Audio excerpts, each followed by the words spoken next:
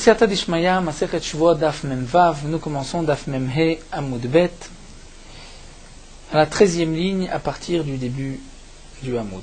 Amar Rav Nachman Amar Shmuel. La Gemara nous rapporte ici une mémoire. Rav Nachman nous dit au nom de Shmuel, Lo Shanu. Ce que nous avons enseigné qu'il peut jurer et prendre, c'est seulement Elash Sraro Be'edim.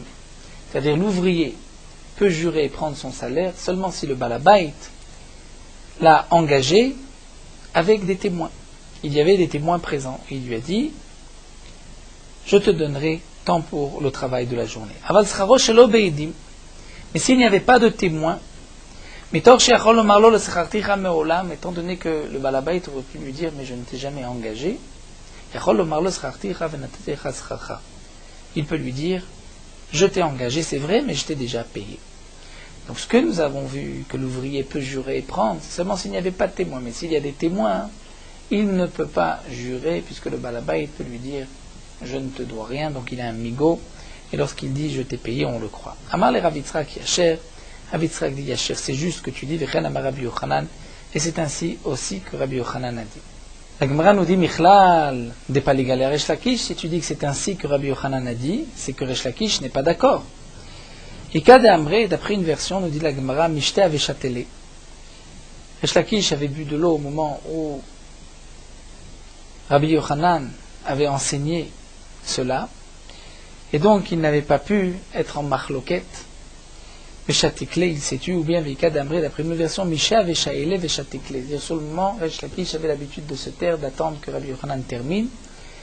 Et donc, comme dit Rashi ailleurs, peut-être que ensuite Rav Yitzhak est sorti du Beth Midrash et n'a pas entendu est-ce que Resh Lakish était en marloquette ou pas. C'est pour cela qu'il a dit, c'est ainsi qu'a dit Rabbi Yochanan. Peut-être que Resh Lakish était en marloquette, peut-être qu'il ne l'était pas. Itmar Nameh, la Gemara continue, nous rapporte aussi Amar Menashe Barzvid Amarav, Lo Shanu Shatro Be'edim. Ce que nous avons dit que l'ouvrier peut jurer et prendre son argent, c'est seulement s'il a été engagé devant des témoins.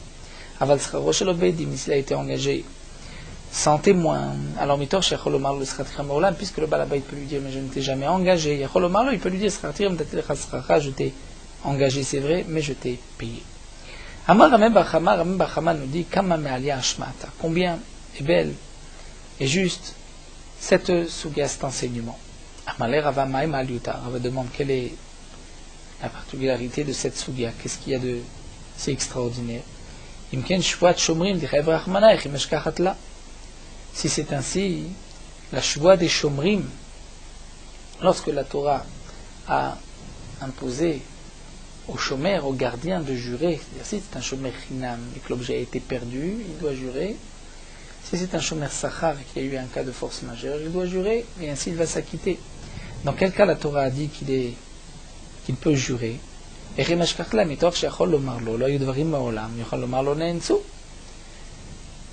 Puisque il pourrait, demande la Gemara, dire mais je n'ai jamais rien reçu, donc il peut dire aussi c'est vrai que j'ai reçu, mais il y a eu un cas de force majeure, donc on est obligé de le croire. Donc dans quel cas la Torah a imposé une shuvua, puisque de toute manière il a ce migo, il peut dire je n'ai rien reçu. Et l'Agma répond Afkid le Be'edim. On parle dans le cas où il a confié devant des témoins. Il a confié devant des témoins et il ne peut pas dire, il ne peut pas dire, il ne peut pas nier et dire je n'ai rien reçu. Mais demande la Gemara, c'est vrai qu'il ne peut pas dire je n'ai rien reçu, mais il aurait pu dire je t'ai déjà rendu l'objet. Donc aujourd'hui où il dit je ne te l'ai pas rendu, mais il y a eu un cas de force majeure et je suis pas tout, on devrait le croire sans chevois. Demande la Gemara, mais il pourrait lui dire mais je te l'ai rendu, donc il pourrait dire aussi Ne'ensu. La Gemara répond d'Afkid le Beshtara. On parle dans le cas où il lui a donné, il a laissé en dépôt chez lui avec un shtar. Et donc demain, si le chômeur dit je n'ai rien reçu, il dira il y a un shtar. S'il dit je t'ai déjà rendu, il dit alors pourquoi n'as-tu pas repris le shtar? Donc nous voyons que la shuvot hashomrim, c'est en vérité lorsque on a donné cet objet avec un shtar. L'agma continue Michlal Tarvay Usvir Aleu. En tout cas nous voyons que les deux pensent, c'est aussi bien Ramé Bachama que Rava, que lorsque on confie un objet devant des témoins, on n'est pas obligé de le rendre devant des témoins. Puisque nous avons vu que sur la première réponse, il a confié l'objet avec des témoins, la question est revenue, mais il pourrait lui dire « je te l'ai rendu ». On n'a pas dit. Non, il ne peut pas dire « je te l'ai rendu » puisqu'il y avait des témoins. Donc même s'il y a des témoins, on peut dire « je te l'ai rendu ». C'est pour cela qu'il fallait un shtar. Mais avec un shtar, là on ne peut pas rendre si on n'a pas de témoin ou si on n'a pas repris le shtar. Beshtar, donc les deux, comme nous avons vu, c'est Ramé Bachama et Rava pensent que si on confie devant des témoins, il n'est pas nécessaire de le rendre avec des témoins, mais si on confie avec un shtar, il faut le rendre avec des témoins. La Gemara poursuit, nous dit Karé Ramé Bachama ala de Rav Sheshat. Ramé Bachama a dit ce pasouk suivant sur Rav Sheshat, qui lui avait fait attention, est-ce que Shmuel et Rav, ce qu'ils ont dit est juste ou pas. Alors Ramé Bachama a dit que sur Rav Sheshat on peut appliquer le pasouk Yasem David Tadvarim Aïle Belibo, que David Ameler a placé, a mis ses paroles sur son cœur, c'est-à-dire il a cherché à les vérifier. D'Ashkecher Rav Sheshat, puisqu'on voit que Rav Sheshat a rencontré Rabba Bar Shmuel, Amarle lui a dit Tanemar Midé Besachir, est-ce que tu as enseigné, tu as quelque chose concernant l'ouvrier? Amarle lui dit oui, Tanina, nous avons enseigné Sachir Bismano Nishba Venotel, que l'ouvrier, le jour où il termine son travail, le jour même, il peut jurer et prendre son salaire. Ketzal Bisman Shamalo Schartani, Filon Natatali Schari. Dans le cas où l'ouvrier dit tu m'as engagé mais tu ne m'as pas payé. Va alors Omer lo dit Scharticha, c'est vrai que je t'ai engagé, Venatatilecha Schara, mais je t'ai donné ton salaire. Dans ce cas-là, l'ouvrier peut jurer et prendre son salaire. Avala amar lo shtaim katzat tali, vala amar lo katzat lecha ela achat. Mais si l'ouvrier dit, on avait convenu que tu me donnes 2 pièces pour la journée, il dit non, c'était qu'une seule pièce. La motim chavero la varaya. On dira que celui qui veut sortir de l'argent, donc l'ouvrier qui veut sortir de l'argent du propriétaire du balabait, c'est à lui d'apporter une preuve. Hami de sefa beraya, averesha beloraya. Puisque la sefa c'est marqué à Motsi Mechavero la Varaya, il doit apporter une preuve. Cela veut dire que dans la Recha, lorsque l'ouvrier va jurer, il n'a pas besoin d'apporter une preuve. Pourtant, nous avons vu que Rav et Shmuel ont tous les deux dit que dans quel cas l'ouvrier peut jurer seulement s'il a été engagé devant des témoins. Et là on voit que même s'il n'y a pas de témoin, donc Amid Sefa Beraya, Veresha Beloraya, la Recha c'est sans raya, il n'y a pas de témoin, il n'y a pas de preuve. Puisqu'on dit que dans la Sefa il doit apporter une preuve, c'est que dans la Recha il n'a pas besoin d'apporter une preuve. Donc l'ouvrier dit tu m'as engagé, tu ne m'as pas payé, l'autre dit je t'ai engagé et je t'ai payé, l'ouvrier peut jurer et prendre. Pourtant, Rav et Shmuel ont dit tous les deux que c'est seulement si il a été engagé devant des témoins. Et là, on voit que même s'il n'y a pas de témoins. Donc ça, c'est la question que soulève Rav Sheshat. Amar Rav Nachman bar Yitzchak, Nachman bar Yitzchak dit, Recha vesefa beraya. En vérité, et la Recha et la Sefa, même ce qui est marqué qu'il doit jurer, c'est seulement s'il apporte des témoins qu'il a été engagé. Seulement, Reaya de l'Echalem, Katane, Reaya de Shvoa, le Katane. C'est-à-dire une preuve qui oblige le balabait à payer.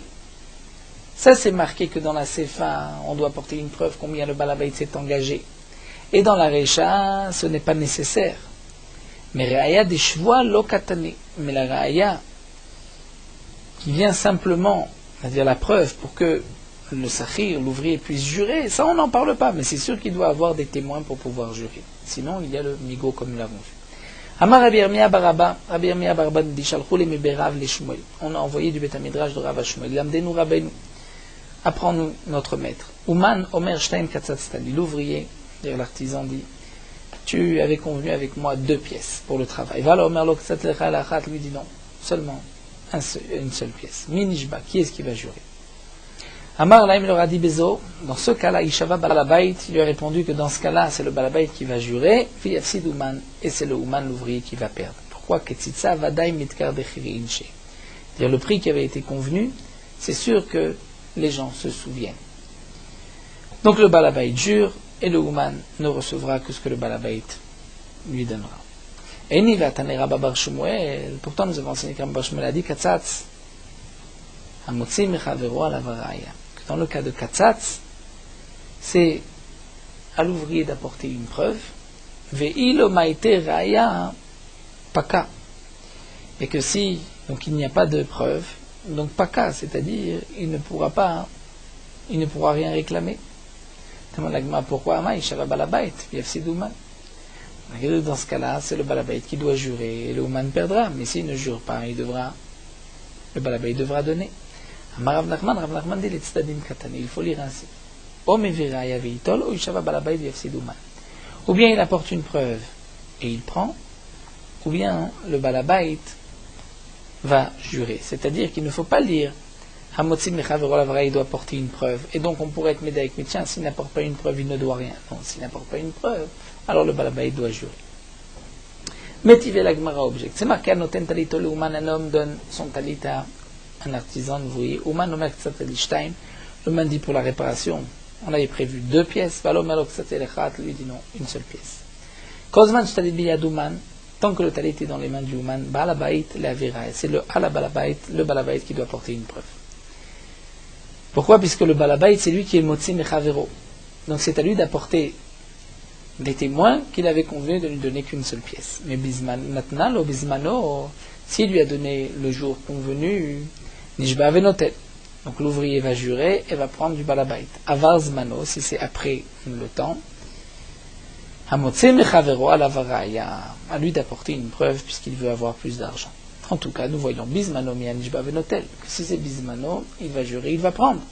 Hamaï, shabba balabait vefsidouman, demande à moi pourquoi il va jurer et il va prendre. On devrait dire que c'est le balabait qui jure pour ne pas payer, puisque nous avons une règle que généralement Minatora on jure pour ne pas payer. Donc pourquoi dans ce cas-là on va dire que c'est à l'ouvrier de jurer et de prendre? Amar Rav Nachman bar Yitzchak amane Rabbi Yehuda. Rav Nachman bar Yitzchak répond.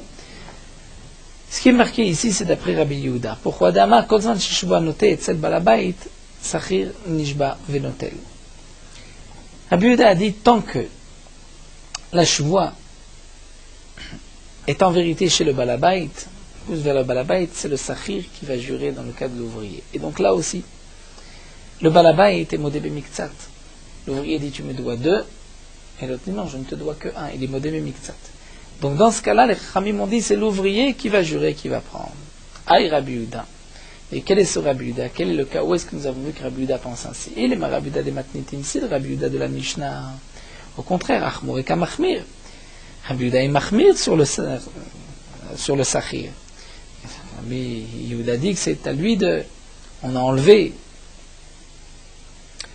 enlève la chouva du Sachir, on la donne au balabait. Ditnan Rabbi Yehuda Omer, Achtesha Miktsat Oda. Rabbi Yehuda dit il faut qu'il y ait une Miktsat Oda, c'est-à-dire il faut que le balabait reconnaisse une partie. Donc on voit que la chouva, si Miktsat Oda, elle est sur le balabait. Elle, alors il m'a dit Rabbi Yehuda de Braïta. Et Tanya, Sachir, comme c'est marqué, le Sachir Kozman Shelo Avar Alav Zmano, tant que le temps du paiement, c'est parce qu'un homme termine la nuit, il y a jusqu'au matin, il termine le jour jusqu'au soir, tant que ce n'est pas passé, il jure et il peut prendre. Veimla, sinon, il ne peut pas jurer et prendre. Vama Rabbi Yehuda, et Matai Bizman Shamarot El Nisrari Hamishim Dinar Sheishli Biatra. Seulement dans le cas où l'ouvrier a dit donne-moi les 50 dinarim que j'ai chez toi que tu me dois. Vous, Omer Lodi, Kabal Tamem Dinar Zaav, tu as reçu une partie, un dinar Zaav, Oshe Amarlo Shtaim Katzatstav, Omer Ktsatil Lachat. Ou bien l'ouvrier dit on avait convenu de 2 pièces et l'autre dit non, une seule pièce. Aval Amarlo le Srarticha Meolam. Mais si l'employé dit je ne t'ai jamais engagé, Oshe Amarlo Srarticha Venatati Lecha Srara, s'il lui dit je t'ai engagé, je t'ai déjà tout remboursé, là on dira Motzi Mechavero ala Varaya, c'est à lui d'apporter une preuve. Donc nous avons vu ici que c'est bien Rabbi Yehuda, même lorsque il y a une discussion dans la Ktsitsa, c'est-à-dire dans la somme qui a été décidée auparavant, nous voyons que Rabbi Yehuda dit que c'est à l'ouvrier de jurer. Il y a une shvoua de Horaïta sur le balabait, Modé Bemiktsat, et les Chachamim lui ont enlevé cette shvoua et l'ont donnée à l'ouvrier. Donc puisqu'on voit que c'est le Sachir qui jure, l'ouvrier, donc c'est ainsi que la Gemara répond, ce que nous avons dit plus haut, que c'est à l'ouvrier de jurer, la Gemara pose la question pourquoi on ne dit pas que c'est le balabait qui va jurer et l'ouvrier qui va perdre, puisque c'est d'après Rabbi Yehuda que c'est l'ouvrier qui jure. La Gemara continue, Matkif la Rav Shisha Berid Ravidi. Rav Shisha Berid Ravidi pose la question, et la Katzatz, Rabbi Yehudahi velo Rabbanan. Donc cela voudrait dire que le digne de Katzatz, C'est-à-dire lorsqu'il a cette braïta où il a fixé le prix, on va dire que c'est seulement d'après Rabbi Yuda et pas d'après Chachamim. Au contraire, Ashta'ech de Machmir Rabbi Yuda Mekil et Rabbanan. Là où Rabbi Yuda est Machmir, nous voyons que les Chachamim sont Mekilim. Là où Rabbi Yuda est Mekil, les Chachamim vont être Machmir. C'est-à-dire que Rashi nous explique la question. Ce qui est marqué que lorsque la discussion se trouve sur la Ktsitsa, c'est-à-dire combien il avait, donc le Balabait avait fixé avec l'ouvrier au départ, est-ce que c'est 2 ou 1, et qu'on voit que c'est l'ouvrier qui va jurer, on a dit que c'est Rabbi Yuda. Donc ça voudrait dire Rabbi Yuda et pas les Chachamim. D'après les Chachamim, ce n'est pas l'ouvrier qui va jurer. Pourtant, on voit que lorsque Rabbi Yuda est Machmir sur l'employé, c'est-à-dire que lorsqu'il n'y a pas de bonnet mais miktsat, ce n'est pas l'employé qui va jurer. Et on voit que les Chachamim ont été Mekil, on dit que l'ouvrier va quand même dans ce cas-là jurer. Donc à plus forte raison que lorsque Rabbi Yuda est donc maintenant Mekil et permet à l'ouvrier de jurer, n'est-ce pas plus forte raison que les Chachamim vont aussi être d'accord que c'est l'ouvrier qui va jurer. Donc comment on peut dire que c'est Rabbi Yuda et pas les Chachamim? Puisque d'une certaine manière de donner la possibilité à l'ouvrier de jurer, c'est une koula. Puisqu'on lui fait confiance par une chevoie. Le balabait, bien sûr, il dit non, même s'il jure, je ne le crois pas. Il va peut-être mentir. On lui dit non, on le laisse jurer. C'est une koula. Alors la Gemara continue Velamaï. Tu vas dire que c'est Rabbanan. Donc tu vas dire que là de Ktsitsa, lorsqu'il y a une marloquette, quel était le prix? C'est le Ouman qui va jurer, même d'après les Chachamim. Vela, donc l'ouvrier, Vela had et Tanera Babar Shmuel. Mais alors ce que dit Babar Shmuel, Katsat, Samotzi Mechavor Lavaraya, s'ils ont fixé le prix auparavant, on dira Motzi Mechavor Lavaraya, celui qui veut sortir de l'argent de son prochain, c'est à lui d'apporter une preuve. Donc c'est Manelo Rabbi Yuda vel Rabbanan, c'est ni Rabbi Yuda ni Chachamim, puisque Rabbi Yuda et Chachamim sont d'accord que l'ouvrier va jurer et va prendre. Là on voit que non, il doit apporter une preuve. Et là Marava, alors Rava reprend et dit non, Beha Kamifligi, voici leur marloquet. Rabbi Yuda Sabab Doraita Avdou le Rabbanan, Avdou le Takanta le Sachir. Bedeoraita, lorsqu'il y a un din de Oraita, c'est-à-dire lorsqu'il y a Modé Bimiktsat, où il doit jurer, là les Chachamim ont fait une takana et c'est le Sachir qui va jurer. Au Biderabanan, avec takanta, si c'est Biderabanan, c'est déjà une takana. Avec takanta, de takanta, lo avdinem, on ne fait pas une takana. Les Chachamim savraient Biderabanan name avdinem takanta. Dans un din de Rabbanan, on fait aussi une takana, les Sachir. Avec Tzitza, mitkar d'achir, dans le din de Tzitza, on se souvient. C'est-à-dire, nous explique Rashi. Voici la conclusion de l'agma, ce que nous dit Rava. C'est dans ce cas-là où il y a une marloquette. C'est-à-dire, le din de Katsatz, lorsque l'ouvrier dit on avait fixé 2, le balabay dit non, j'ai fixé de donner que 1, c'est Rabbi Yuda et pas les Chachamim. Ce que Rabba Bar Shmuel nous a dit, c'est vrai que c'est d'après les Chachamim. Alors la question était, mais lorsque Rabbi Yuda et Machmir, les Chachamim sont Mekil, là où il est Mekil, les Chachamim vont être Machmir, on va dire oui.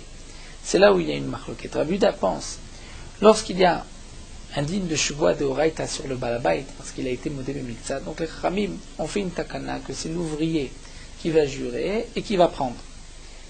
Mais lorsque c'est un digne de Rabbanan, puisque c'est déjà une takana, les Chachamim n'ont pas fait une takana sur une autre takana. C'est-à-dire que lorsqu'il n'est pas modé le Miktsat, il n'y a pas de chevois minatora, c'est une chevoie eset, comme nous l'avons vu, qui n'est que midé Rabbanan. Les Chachamim n'ont pas dit on va faire une takana, on va renverser la chevoie, on va la donner à l'ouvrier, l'ouvrier peut jurer et prendre. Ça, on ne dira pas. C'est-à-dire que si l'ouvrier dit tu ne m'as pas payé, le balabé dit je t'ai payé, là c'est Shuvah T7, il doit jurer. C'est une takana de Rabbanan. Eh bien les Chachamim n'ont pas renversé la Shuvah, on ne dira pas que c'est l'ouvrier qui doit jurer. Donc d'après Rabbi Yuda, dans quel cas l'ouvrier va jurer? Seulement s'il y avait de la part du balabait un modé b'miktsat, c'est-à-dire, ou bien il lui a dit on a fixé tant, on a dit non on a fixé moins, ou il a dit tu m'as rien donné, et le balabé dit je t'ai donné déjà la moitié.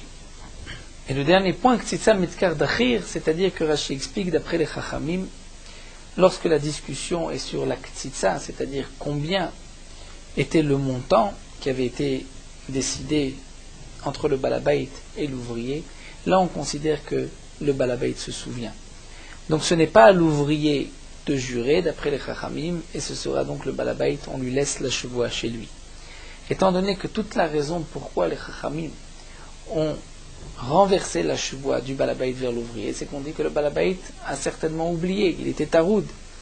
Mais une telle chose, nous dit l'agma, l'Aksissa, il se souvient exactement combien il avait décidé de payer, et donc on lui fera confiance, et c'est à lui de jurer, et on ne dira pas, on ne renversera pas la Shuvah. Donc là, nous avons expliqué Rabbi Yehuda et les Chachamim, même si c'est vrai que là où Rabbi Yehuda était Mahmir, les Chachamim sont Mekil, inversement, ce n'est pas une question comme la Gemara nous l'a expliqué. On continue, nous avons vu dans la Mishnah Nigzal, Ketzad Ayum Edim Moto Shenraz Beto le Mashkeno. Donc dans la Mishnah, nous avons vu le cas de Nigzal. Si deux témoins témoignaient qu'il est rentré dans sa maison pour lui prendre un gage, et donc on va dire Reuven qui rentre chez Shimon, Shimon dit mais tu m'as pris mes kelim, tu me les as volés, et Reuven dit non, je n'ai rien pris. Et bien dans ce cas-là, c'est à Shimon de jurer et il pourra prendre. D'après Rabbi Yehuda, c'est seulement s'il y a modé bemiktsat, c'est-à-dire il lui dit tu as pris deux kelim, il lui dit non, je n'en ai pris qu'un seul. La Gemara continue, donc Nigzal Ketzad Yumedim Motogenas Beto le Mashkeno, témoigne qu'il est rentré chez lui pour prendre un gage. Je vais dire malo Mashkeno, dit la Gemara, mais peut-être qu'il n'a rien pris, il n'a pas pris de Mashkon.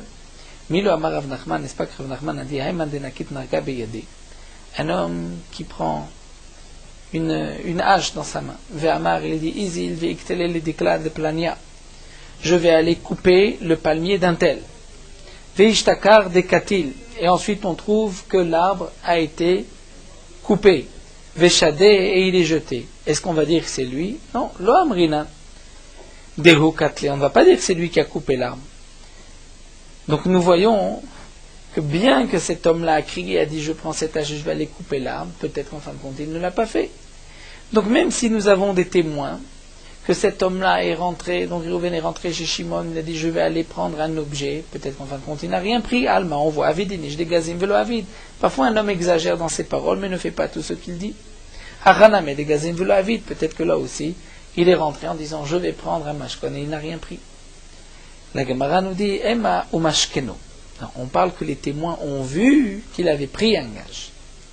Alors tout le monde va dire c'est ma mashkeno, donc il suffit de voir qu'est-ce que les témoins disent. Qu'est-ce que, d'après les témoins, cet homme-là a pris? On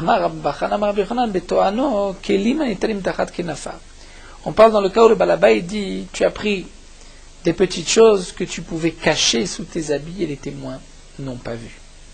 Donc les témoins ont vu qu'il est venu prendre, mais ils n'ont pas vu ce qu'il a pris. Amar Rabbi Yehuda nous dit lorsque on a vu un homme qui a caché des habits sous son habit, qui a caché des kelim, des ustensiles sous son habit, Viatsa, il est sorti. Amar il dit les kourinen beyadi, je les ai achetés. Et le balabay dit non, je te les ai prêtés. Et non neyman, on ne le croit pas. On ne le croit pas, même s'il veut jurer, on ne le croit pas. Puisque certainement il les a pris. Mais seulement lorsqu'il a été chez un balabay qui généralement ne vend pas ces ustensiles qu'il a chez lui. Aval balabay tassou limkoret kelav, mais un balabay qui lui a l'habitude de vendre ses ustensiles, Neyman, là on croira celui qui dit j'ai acheté. Même celui qui n'a pas l'habitude de vendre ses ustensiles, seulement c'est des choses que généralement ce n'est pas l'habitude de les cacher. C'est-à-dire qu'un homme n'a pas honte de sortir à l'extérieur avec cet objet dans la main. Donc puisqu'il l'a caché, c'est la preuve qu'il est venu les emprunter. Il ne voulait pas qu'on sache qu'il vient emprunter des ustensiles à son voisin, mais s'il les avait achetés, il serait donc sorti avec l'objet dans la main aux yeux de tous. Aval dvarim shedakam latmin. Mais ce sont des choses que généralement on cache et qu'on a honte de sortir, et qu'il dit je les ai achetés mais je ne voulais pas les montrer ainsi. Neyman, on le croit. Et la Gemara continue, et même ce qui n'est pas l'habitude de les cacher, seulement c'est un homme qui, lui, n'est pas particulièrement discret. C'est un homme qui est discret, qui est timide, et chez lui, c'est même son habitude de cacher même ce que les autres ont l'habitude de montrer ouvertement. Et de plus, nous avons dit la Zomer Shoulim Zomer les Kochim, seulement s'il dit il me les a empruntés, l'autre dit non, je les ai achetés, aval bignovim, mais s'il dit il me les a volés, lav kol kimine, l'arzokin, je begnave. Non, on ne croit pas le balabait, parce que le balabait ne peut pas dire sur tout à chacun c'est un voleur, on n'est pas marzik, pourquoi va-t-on dire que cet homme-là est un voleur? L'arzokin, je begnave, velo marziknan. Velo amran, de plus, on a dit la bedvarim asum la shil vela askir, seulement ce sont des choses qui généralement se prêtent.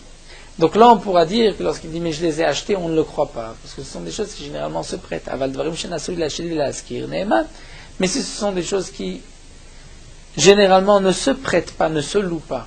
Donc lorsque cet homme-là est venu prendre et dit « c'est à moi », là on le croira, puisqu'il dit « je l'ai acheté », parce que certainement que le balabait ne les lui a pas prêté.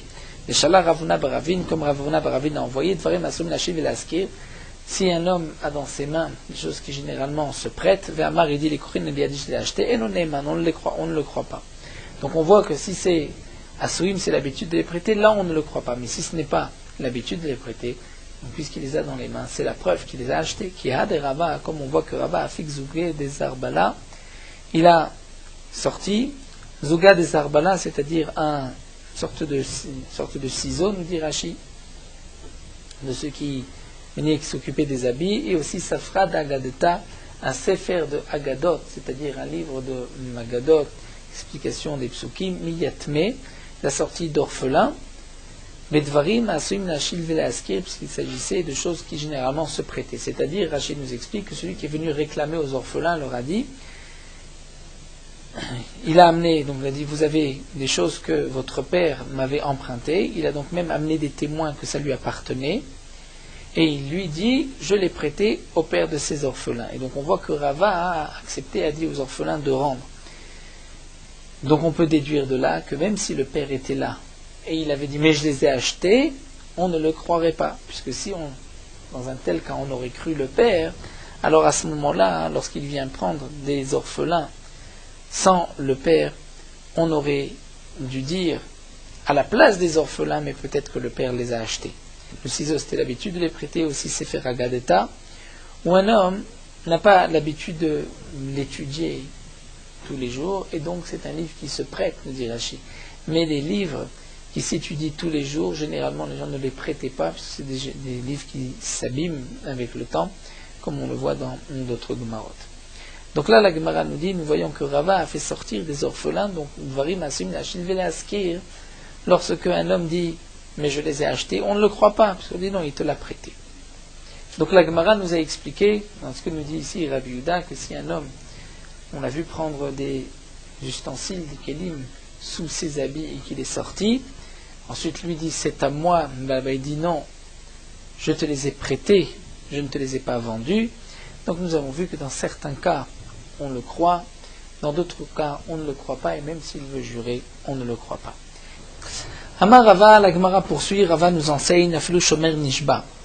C'est ce que nous avons vu dans la Mishnah, que lorsqu'un homme est rentré chez son prochain pour prendre un objet, ensuite le propriétaire lui dit, tu m'as pris un objet, l'autre dit non, je n'ai rien pris, il va jurer, le propriétaire jure et prend. Ça fait partie des exceptions où ce n'est pas le cas où il va jurer pour être acquitté, mais il va jurer, il va se faire payer. Rava nous dit, Afilu Shomer Nishba. Même le gardien du propriétaire, le gardien de la maison, Nishba, c'est-à-dire pourra jurer que cet homme-là a pris un objet appartenant au propriétaire et cet homme-là devra payer. Afilu Ishto Shel Shomer Nishbat. Même la femme du Shomer peut jurer. Donc pas seulement le propriétaire, même le gardien, même la femme du gardien peuvent jurer qu'un tel a pris tel objet et il devra le rendre. Mais Rav Papa pose le problème suivant, Srirov et Lekitoma, et quel est le digne si c'est son ouvrier? Srirov et Lekito, dire son ouvrier, celui qui est venu ramasser les fruits chez lui, quel est le digne? Est-ce qu'il peut aussi jurer? Maïteku, cette question reste en suspens jusqu'à la venue d'Eliouan Navi. L'Agma continue à si le propriétaire de la maison dit, tu m'as volé un verre en argent, quel est le digne? La Gemara répond, Chazina, on va regarder. On va voir, est-ce que cet homme-là est suffisamment riche pour avoir chez lui des objets en argent?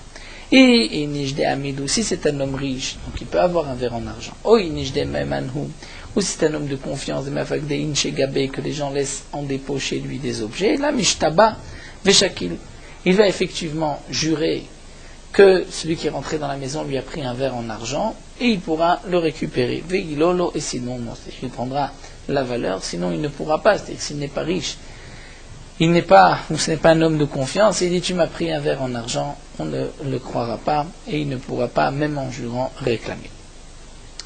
Nechval Ketzad, nous avons vu aussi dans la Mishnah, que parmi les exceptions où un homme jure pour prendre, c'est celui qui a été blessé. Un homme rentre dans une dans une maison, il ressort blessé, donc il y avait des témoins qu'il était rentré intact, en bonne santé, entier.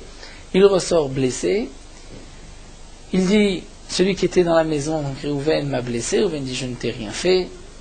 Shimon pourra jurer que Réhouven l'a blessé, pourra se faire payer par Réhouven, donc le dégât qu'il lui a causé. Amar Rabuda, Mar Shmuel, Rabuda, Ndion Shmuel. Lo shanu.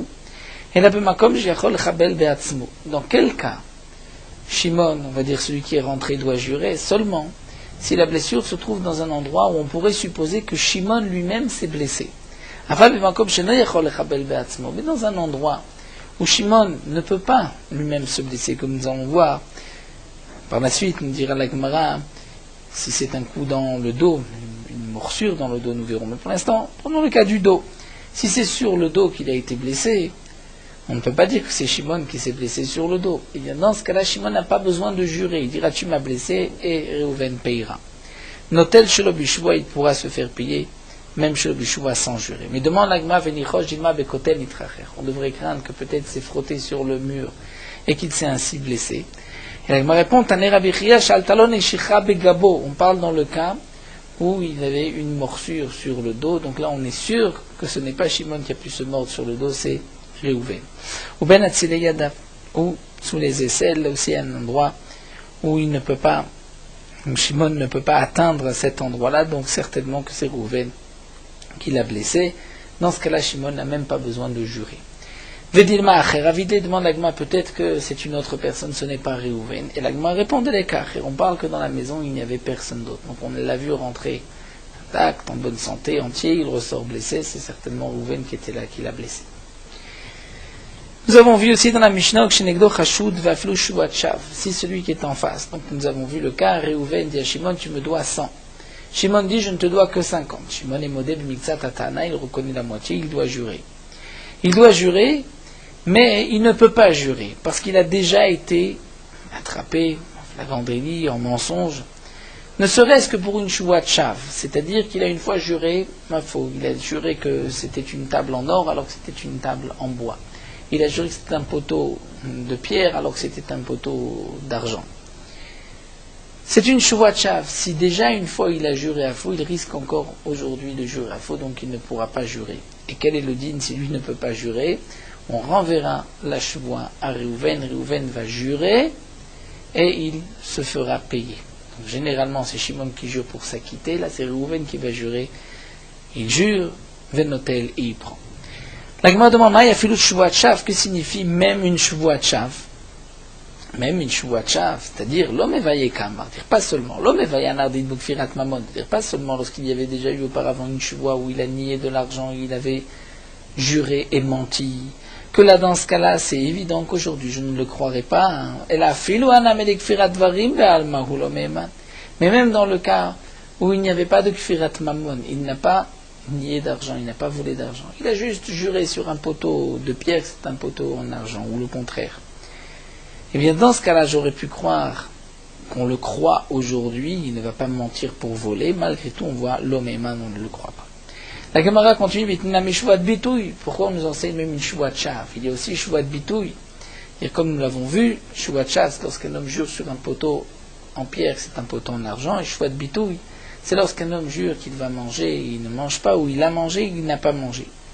Donc pourquoi on ne dit pas, même s'il avait une fois juré Shuvat Bitouy à faux? La Gemara répond qu'il katane Shuvat. Ce qui est marqué ici, c'est dans une Shuvat de Rikamistaba Beshikra Kamistaba. Au moment où il a juré, il a menti.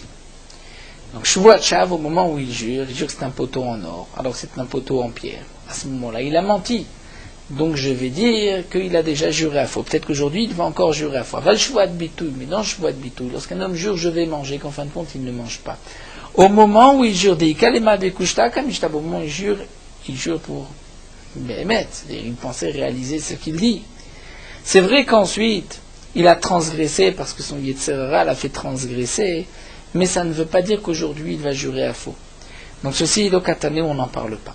On ne parle pas de ce cas-là, puisque effectivement, dans Shuvat Bitouy, si un homme jure qu'il va manger, il ne mange pas, il n'est pas pour autant soupçonné demain de jurer à faux. La Gemara dit, mais dans Shuvat Bitouy, il y a deux sortes de Shuvat Bitouy. Il y a le futur, il y a le passé. Tinach ochel velo ochel. Mais achalti v'lo achalti ma'ikalimar. Encore, tu peux expliquer ce que tu as dit dans Shuvat Bitouy de Ochel, je vais manger ou je ne vais pas manger, qu'ensuite il a transgressé sa chevoie, puisqu'au moment où il a juré, il n'a pas menti, donc tu considères que il ne mentira pas aujourd'hui. Mais dans le cas de achalti v'lo achalti, un homme jure qu'il a mangé, il n'a pas mangé, il jure qu'il n'a pas mangé, alors qu'il a mangé, ma'ikalimar, que va-t-on dire dans ce cas-là? C'est-à-dire que dans ce cas-là, s'il a déjà menti une fois, peut-être qu'il va mentir aujourd'hui. Pourquoi ce n'est pas marqué que c'était soupçonné de Shuvat Bitouy? Et l'Agma répond effectivement, Tane Shuvat Shav, ce qui est marqué c'est une Shuvat Shav et tout ce qui ressemble à Shuvat Shav, c'est-à-dire c'est une Shuvat du passé, et au moment où il jure à faux.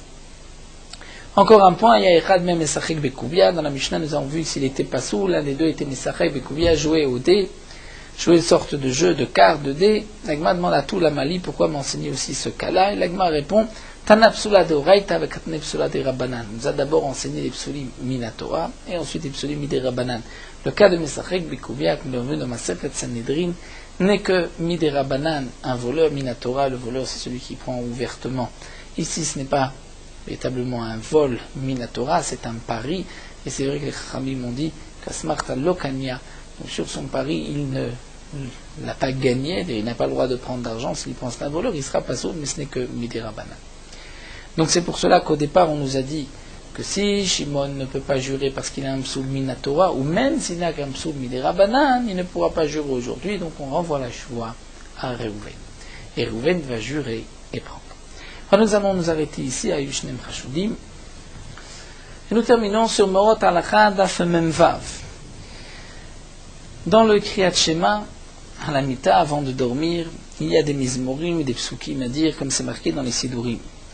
La raison de ces mizmorim, de ces psukim, c'est parce que ces psukim vont protéger l'homme, qu'il ne lui arrive rien de mal, chas v'shalom. Et même, les psukim du Kriyat Shema, c'est pour le protéger des mazikim, comme la Gemara nous dit, celui qui lit le Kriyat Shema sur son lit, c'est comme s'il a une épée, double tranchant de deux lames, contre les mazikim.